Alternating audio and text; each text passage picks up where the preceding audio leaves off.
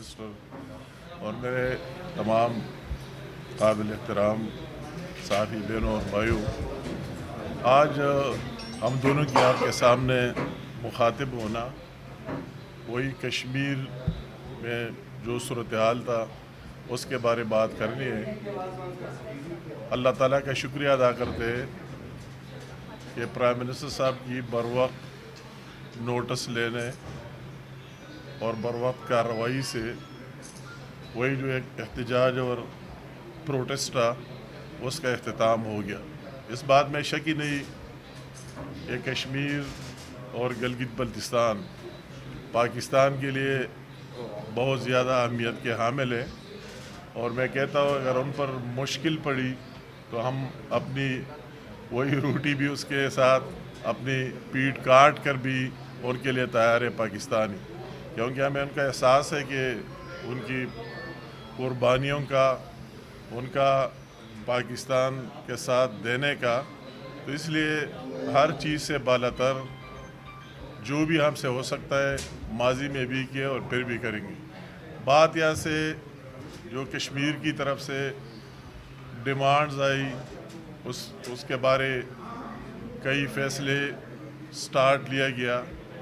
اور جو ہماری منسٹری کے ساتھ کشمیر افیئر کے ساتھ ریلیٹڈ چیزیں تھے، تو سب سے پہلے ہم نے ان کے اس ڈیمانڈ پر وہی ترامیم ہوئی ہے، اور ان کو آپ سب کو پتہ ہے کہ تقریباً 7.6 بلین روپیز جو پی ٹی اے فنڈ میں پڑے ہوئے تھے اور جو منسٹری کے ساتھ تھے اور کشمیر کونسل کے ذریعے خرچ کرنے تھے، ان کی ڈیمانڈ پر وہ 7.7 بلین روپیز ہم نے کشمیر گورنمنٹ کو آلریڈی ٹرانسفر کر دیے۔ اس طرح ایک بلین اور تھے، وہ بھی ان کو ٹرانسفر کر دیے۔ ان کی یہ ڈیمانڈ کہ کشمیر کونسل کے جتنے ملازمین ہیں جن کی تعداد 218 تھی، وہ بھی اس کو کشمیر گورنمنٹ کو ٹرانسفر کیے، اور ساتھ ساتھ 36 ویکلز جو یا تھے منسٹری کے ساتھ، وہ بھی کشمیر گورنمنٹ کو ٹرانسفر کیے، ان کو ہینڈ اوور کیے۔ اور ساتھ ساتھ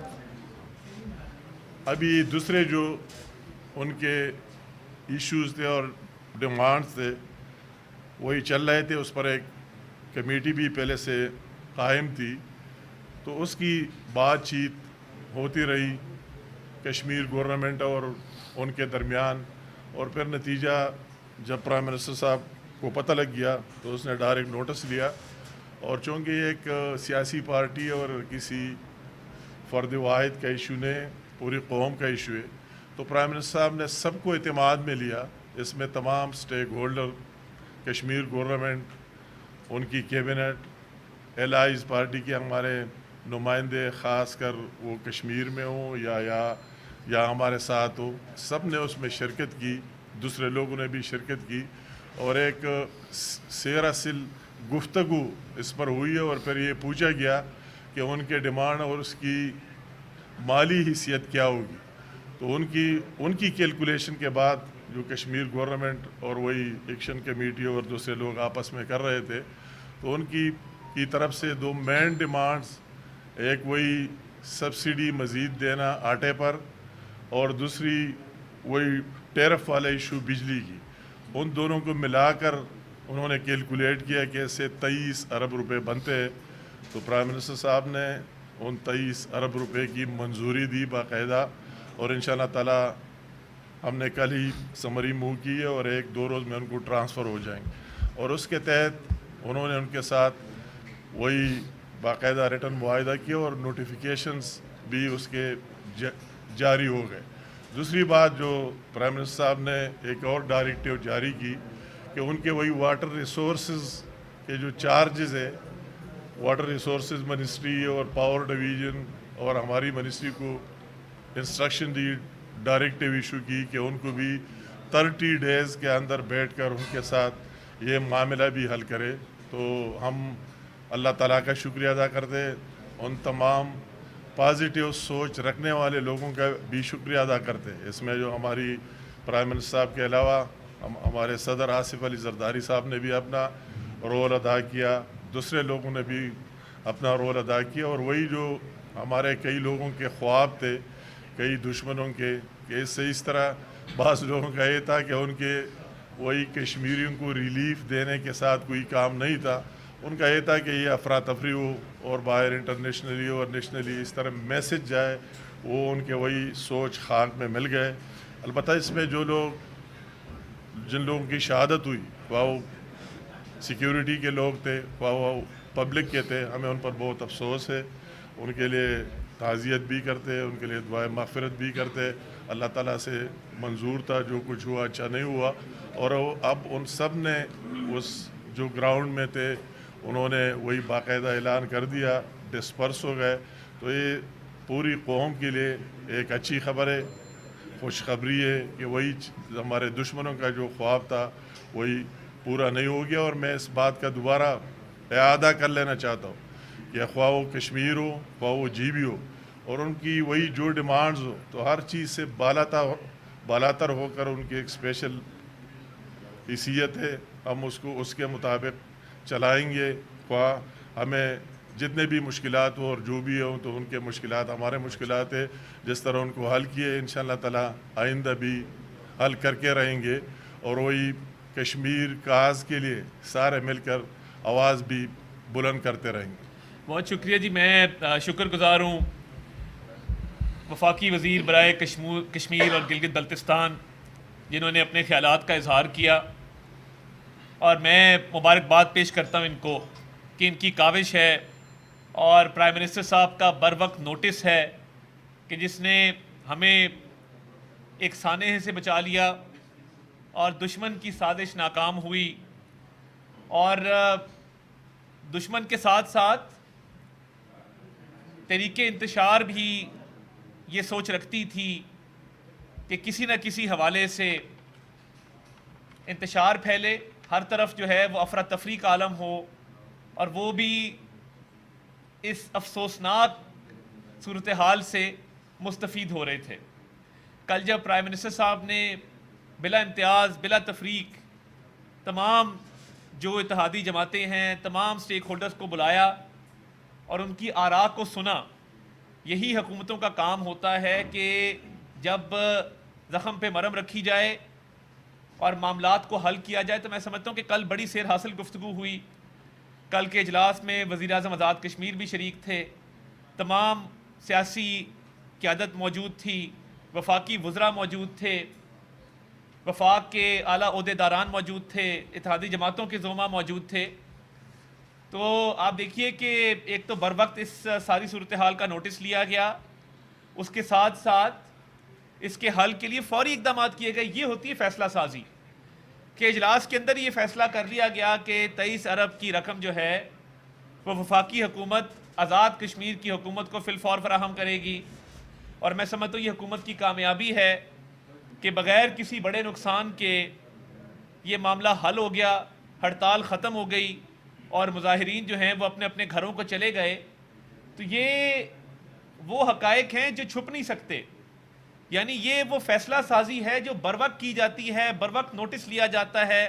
اور یہی حکومتوں کا کام ہوتا ہے کہ بر وقت نہ صرف چیزوں کا نوٹس لیں، اس کا حل نکالیں، اور حل نکالنے کے ساتھ ساتھ صورتحال پر آگاہی بہت ضروری ہے۔ ماضی کی حکومتیں ہم دیکھتے رہے ہیں، سوتے رہتے تھے، اور آپ کو یاد ہوگا جب وہ ہزارہ کمیونٹی کی لاشیں کئی دن پڑی رہیں، میں یہ یاد کرانا چاہتا ہوں آپ کو، ماضی کو کبھی بھولنا نہیں چاہیے کہ بلوچستان میں ہزارہ کمیونٹی کی لاشیں کئی دن پڑی رہیں، اور وزیر اعظم ضد پر اڑے ہوئے تھے کہ ہم نے نہ جانا ہے نہ اس معاملے کو حل کرنا ہے۔ تو یہ فرق ہے اس نااہل حکومت میں اور اب عوام کی منتخب حکومت میں، کہ گھنٹوں کے اندر معاملات حل ہوتے ہیں، ادھر دنوں کے اندر نہیں ہوتے تھے۔ آپ سوشل میڈیا اٹھا کے دیکھیں، جو مبصرین ہیں وہ یہ کہہ رہے ہیں کہ ملک دشمن قوتوں کا اور تحریک انتشار کا کشمیر کے موضوع پر ایجنڈا ایک تھا۔ اور میں یہ بھی بتا دینا چاہتا ہوں کہ جب ادارہ شماریات نے مہنگائی کے حوالے سے اعداد و شمار جاری کیے تو اسی ماہ میں پچھلے سال مہنگائی 36% تھی، اس سال 17% ہے۔ اور پچھلے مہینے سے اگر آپ اس کا موازنہ کریں تو پچھلے مہینے وہ 20% سے اس مہینے 17% پہ آئی ہے. تو مہنگائی میں جو کمی واقع ہو رہی ہے, اسٹاک ایکسچینج اوپر جا رہی ہے, فورن ڈائریکٹ انویسٹمنٹ آ رہی ہے, سعودیہ کے وفود آ رہے ہیں, بین الاقوامی سرمایہ کاری کے حوالے سے بات ہو رہی ہے, تو ملک دشمن قوتوں کو اور ہمارے سیاسی مخالفین کو یہ بات ہضم نہیں ہو رہی کہ مہنگائی میں کمی کیوں ہو رہی ہے. ان کو یہ بات ہضم نہیں ہو رہی کہ روز بروز سٹاک مارکیٹ اوپر کیوں جا رہی ہے. ان کو یہ بات ہضم نہیں ہو رہی کہ بین الاقوامی عالمی جو جریدے ہیں مالیاتی, وہ روز بروز پاکستان کے حوالے سے, پاکستان کی معیشت کے حوالے سے مثبت باتیں کیوں کر رہے ہیں. ان کو یہ بات ہضم نہیں ہو رہی کہ بین الاقوامی سطح پہ جو مالیاتی ادارے ہیں وہ پاکستان کی ترقی کی بات کر رہے ہیں اور ہم ترقی کی شرح پر گامزن ہیں. ہر گزرتے دن کے ساتھ وہ پرائیویٹائزیشن ہو, پی آئی اے کا معاملہ ہو, ایف بی آر کی ڈیجیٹلائزیشن ہو, وہ اخراجات میں کمی ہو, یہ تمام چیزیں جو وزیر اعظم صاحب نے خصوصی طور پہ ایک پروگرام مرتب دیا ہے اور بین الاقوامی سطح پہ پاکستان کی ساکھ بحال ہو رہی ہے, غیر ملکی وفود آ رہے ہیں, تو یہ تمام باتیں جب ہضم نہیں ہوتی تو پھر گھر کے اندر جو ہے وہ سازش کی جاتی ہے. تو یہ سازش ناکام ہوئی ہے اور ہم نے دشمن کو پسپا ہونے پر مجبور کیا ہے, اور سیاسی مخالفین جو ملک دشمن ایجنڈا لے کر چل رہے تھے ان کو بھی ناموشی ہوئی ہے, ان کو بھی مایوسی ہوئی ہے. اور ہم بتا دینا چاہتے ہیں اس پاکستان کی خاطر, اس پاکستان کی سالمیت کی خاطر اور اپنے وطن عزیز کی ترقی کی خاطر ہر قدم انشاءاللہ تعالیٰ اٹھائیں گے اور یہ سازشیں کامیاب نہیں ہونے دیں گے. بہت بڑا دن ہے آج, میں سمجھتا ہوں کہ ہم نے ایک بہت بڑے سانے سے ملک کو بچایا ہے اور صورتحال کو نہ صرف کنٹرول کیا, بر وقت اس کا نوٹس لیتے ہوئے, ٹھیک فیصلے کرتے ہوئے ان معاملات کو حل کیا ہے. تو یہی کام ہوتا ہے حکومتوں کا. یہ کام نہیں ہوتا جو ماضی میں ایک حکمران یہاں پہ کرتا رہا اور آج بھی کبھی جیل سے ایک بیان دیتا ہے کبھی دوسرا دیتا ہے. جواب تو دینا چاہیے 190 ملین پاؤنڈ کی کرپشن کا, جواب تو دینا چاہیے آپ کو توشہ خانہ کا اور سائفر کا. کبھی کہتا ہے میں آئی ایم ایف کو لیٹر لکھ رہا ہوں, کبھی کہتا ہے میں آرمی چیف کو لیٹر لکھ رہا ہوں. او بھائی آپ کی حیثیت کیا ہے؟ اللہ تعالیٰ سے ڈرنا چاہیے. آپ ایک قیدی ہیں, سزا یافتہ مجرم ہیں, آپ کے اوپر کیسز چل رہے ہیں, تو آپ یہاں پہ کوئی عالمی کسی ادارے کے سیکرٹری جنرل ہیں یا صدر لگے ہوئے ہیں کہ آپ ہر دن کہتے ہیں میں خط لکھنے لگا ہوں؟ نہ آپ کے خط کی وقت ہے, نہ آپ کے کال کی وقت ہے, نہ آپ کے فیل کی وقت ہے, کیونکہ آپ کے کال و فیل میں تضاد رہا ہے اور آپ نے اس ملک کو نقصان پہنچانے کی کوشش کی ہے. وہ آئی ایم ایف کا معاملہ ہو, وہ جی ایس پی پلس کا معاملہ ہو, آپ کی ہر سازش ناکام ہوئی اور انشاءاللہ تعالیٰ ہوتی رہے گی. کشمیر والی صورتحال پہ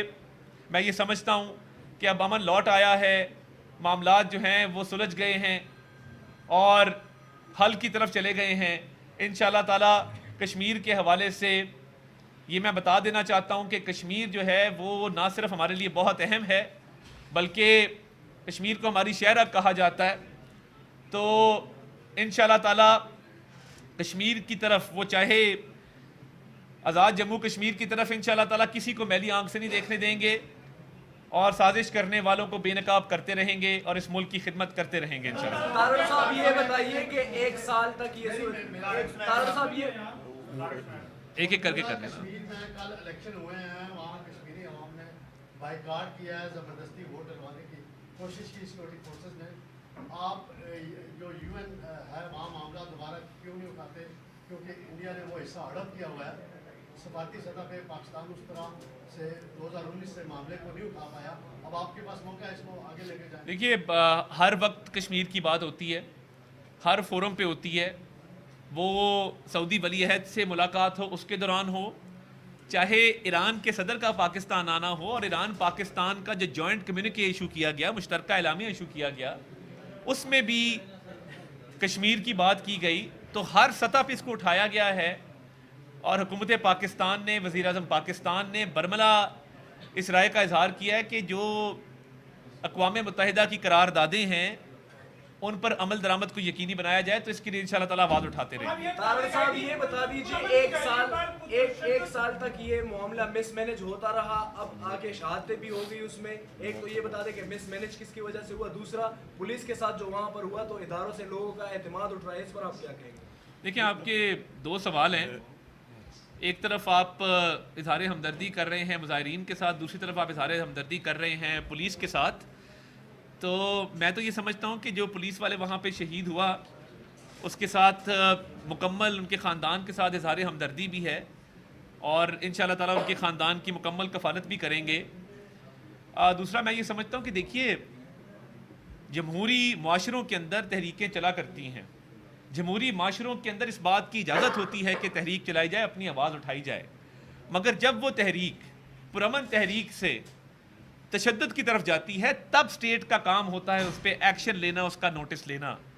اگر یہی کام ایک سال پہلے کر لیا ہوتا تو پھر آپ ہی کہہ رہے ہوتے کہ جی آپ نے پرامن جو ہے مظاہرین پر تشدد کیا ہے، آپ کا طارق صاحب کیا خیال ہے؟ تو میرا خیال ہے میں نے آپ کے دونوں سوال ایڈریس کر میرا سوال یہ ہے کہ یہ بتائیں کہ نہیں، میں صرف میں ایڈ کرنا چاہتا ہوں، یہ تو اللہ تعالیٰ کا احسان ہے، وہی جو پلین تھا، یہ پلین بھی جن لوگوں نے بنایا تھا تو میں کہتا ہوں ان کی وہی خیال تھا کہ اس طرح اتنے لاشیں گریں گے، اس طرح احتجاج ہوگی، پروٹیسٹ ہوگی، وہی چیز دیکھ رہا ہے کہ سینکڑوں ہزاروں لاشیں گر جائے اور یہ میسج جائے۔ تو میں کہتا ہوں ایز اے ہول آپ دیکھیں تو ان کی ناکامی ہوئی اور پاکستان اور کشمیریوں کی جیت ہوئی ہے۔ منسٹر صاحب میرا سوال یہ، جیسے آپ نے کہا ونڈر میں سب اسٹیک ہولڈر کو بلایا اور مفاہمت ہو گئی، تو کیا ایسی آپ کے جو سیاسی مخالفین پاکستان میں ان سے ایسی بات چیت ہو سکتی ہے؟ دیکھیے سیاسی مخالفین جو ہیں وہ دو طرح کے ہیں نا، 9 مئی پہ معذرت کریں، 9 مئی تسلیم کریں کہ ہم نے کیا تھا، اور بتائیں کہ عمران خان صاحب کی تینوں بہنوں پر آج تک پرچہ کیوں نہیں ہو سکا؟ صنم جاوید پہ پرچہ ہو جاتا ہے، تو یہ Aleema Khan, Noreen Khan, Uzma Khan corps commander house کے باہر موجود تھیں، تو تسلیم کریں کہ جی خاندانی منصوبہ بندی ہم نے کی تھی۔ اس کا مطلب تو اور ہوتا ہے مگر ہم نے خاندان کے اندر بیٹھ کے یہ منصوبہ بندی کی تھی اور ہمارا ان کا بھانجا وہاں موجود تھا۔ تو کہنے کا مقصد یہ ہے کہ آپ نے یہ حملے کروائے ملکی سالمیت کے اوپر، ملک دشمن عناصر کے ایجنڈے کو آپ آگے لے کر چلے، کشمیر پہ بھی آپ نے یہی کام کیا ہے، تو آپ قوم سے معافی مانگیں۔ جب تک اس پہ قوم سے معافی نہیں مانگی جاتی اور جب تک اس چیز کو تسلیم نہیں کیا جاتا اور جو ملزمان ہیں ان کو سزا نہیں دی جاتی، تب تک میں نہیں سمجھتا کہ ان سے کوئی اس پہ بات چیت ہو۔ دیکھیے آزاد کشمیر کے حوالے سے جو یہ ظاہر بات ہے نا کہ ان کی وہی 2 ڈیمانڈ جن کو کیلکولیٹ کر دیا گیا، کل ہم میٹنگ سے ان کے ساتھ لائن پر تھے، ہمارے لوگ بھی چیف سیکرٹری وغیرہ ان کے ساتھ لائن پر تھے کہ اس کی کتنی فائنینشیل امپیکٹ آئے گا اور کتنی ریکوائرمنٹ ہے، تو ان کو کیلکولیٹ کر کے وہی سبسڈی آٹے کی قیمت میں اور بجلی کی نرخوں میں ان کو دی گئی۔ بہت شکریہ جی، thank you. Last question. Kashmir کے لوگوں کو آپ نے ریلیف دیا، یہ بڑا ہی اچھا اقدام ہے، بر وقت آپ لوگوں نے کیا۔ اب یہ بتائیے کہ پاکستان کی جو باقی عوام ہیں، کیا ریلیف کے اوپر ان کا حق نہیں بنتا؟ اس کا نہیں، کیوں نہیں بنتا؟ جو طارق صاحب نے آپ کو بہت تفصیلی بات کی کہ جب ہمارے کیا صورتحال تھی اور اب کیا صورتحال ہے، انشاءاللہ تعالیٰ سب کو مہنگائی کی فگرز بھی آپ کو دیے گئے کہ روز بروز اس میں کمی آ رہی ہے اور معاشی استحکام بڑھ رہا ہے۔ انشاءاللہ تعالیٰ چند دنوں میں، چند مہینوں میں دیکھیں گے کہ سب کو ریلیف ملے گا انشاءاللہ تعالیٰ۔ دیکھیں مہنگائی کے حوالے سے دیکھیں بات یہ، میں نے آپ کو اعداد و شمار بتایا کہ کمی واقع ہوئی ہے۔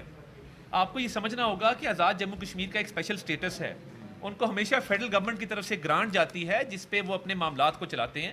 تو میں سمجھتا ہوں کہ مہنگائی میں جو کمی واقع ہو رہی ہے اور 20% سے 17% پہ آ جانا، پچھلے سال کے مقابلے میں 36% سے 17% پہ آ جانا، یہ سارے پازیٹیو انڈیکیٹرز ہیں، اور ٹائم کے ساتھ یہ معاملات بہت بہتر ہوں گے انشاءاللہ تعالیٰ۔ بہت شکریہ۔